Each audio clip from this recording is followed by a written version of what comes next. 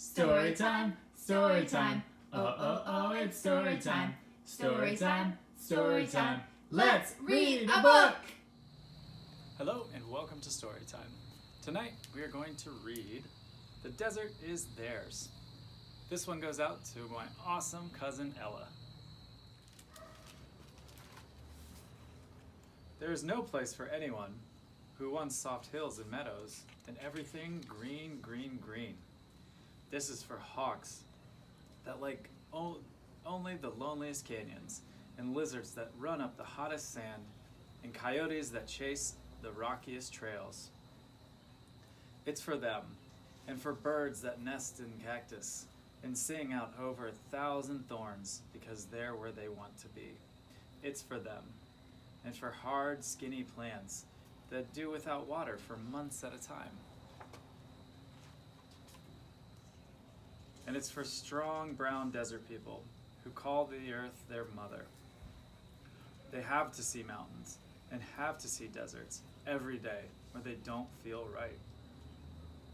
They wouldn't leave even for rivers or flowers or bending grass. They'd miss the sand too much. They'd miss the sun. So it's for them. Talk to Papago Indians. They're desert people. They know desert secrets that no one else knows. Ask how they live in a place so harsh and dry.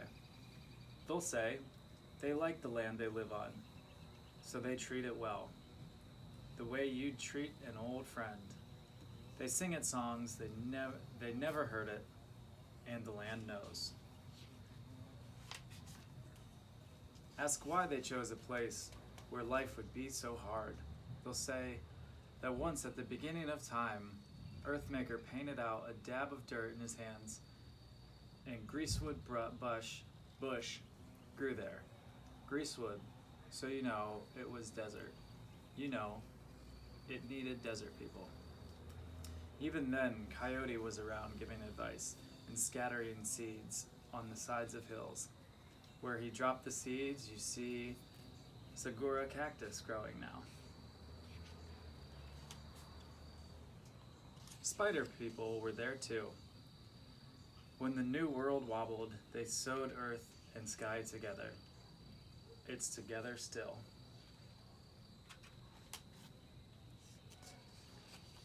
Buzzard made mountains with his wings, and Gopher burrowed a path to lead people out of the underworld and up, up, up into the fierce white sunlight. Elder brothers taught the people how to live under the sun. He gave them the ceremonies that they would need for bringing rain. He even taught them what songs to sing to touch the power of the earth, their mother. And he taught them to share with the land, with animals and birds. Remember, animals were here first, so they know better than people how to live. Their wisdom is older. They're more at ease in the desert place, the Indians say. You can tell it's true. Look how the badgers burrow into the cool, dark earth, while man has to walk in the heat of the sun. Look how hawk floats on the wind, while man plods slowly over the rocks.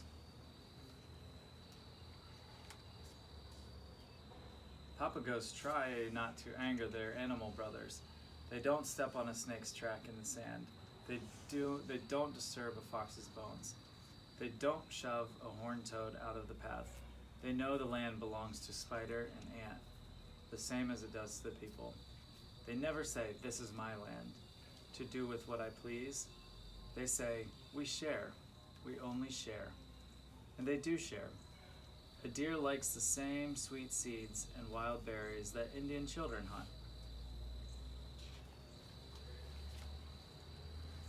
You'll see doves dipping down for the juicy red fruit that grows high on a cactus. And you'll see Indian children hold out their hands for the same summer treat. You'll see pack rats hiding their treasure, their good mesquite beans, but they can't have them all. People are storing them too. Pack rats and people both know to save some for tomorrow or later. The desert gives what it can to each of its children. Women weave grass into their baskets, and birds weave it into their nests.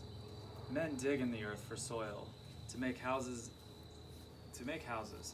little square adobe houses, the color of the hills. And lizards dig burrows in the same safe earth. Here animals and people know what plants to eat. When they are sick, they know what roots and weeds can make them well again. Nobody has to tell coyote or deer, and no one has to tell the papagos. They share in other ways too.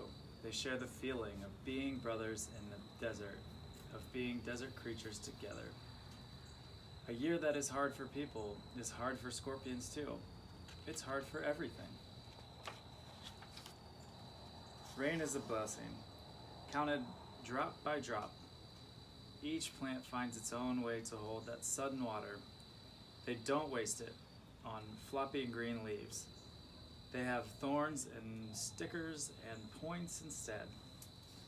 Yucca sends roots searching far, far underground, farther than you'd ever dream a root would go.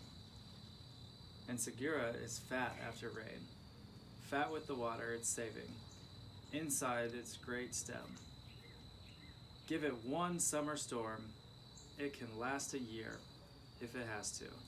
Sometimes it has to. The desert children learn to be patient.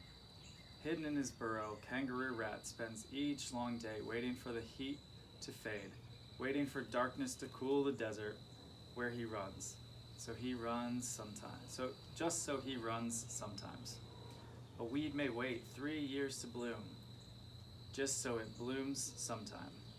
A toad may wait for months to leave his sandy hiding place, and sing toad songs after rain, just so he sings sometime.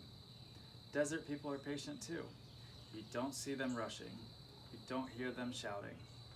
They say you plant happier corn if you take your time, and that squash tastes best if you sung it slow songs while it grows. They do.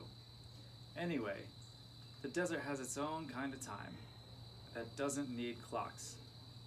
That's the kind of time snakes go by, and rain goes by, and rocks go by, and desert people go by too.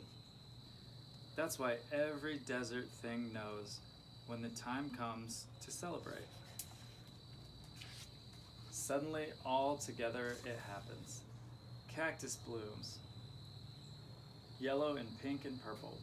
The papagos begin their ceremonies to pull down rain.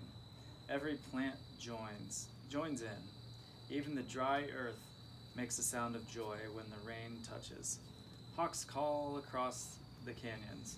Children laugh for nothing. Coyotes dance in the moonlight. Where else would desert people be? The desert is theirs. Story time, story time.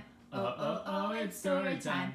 Story time, story time. Let's read a book!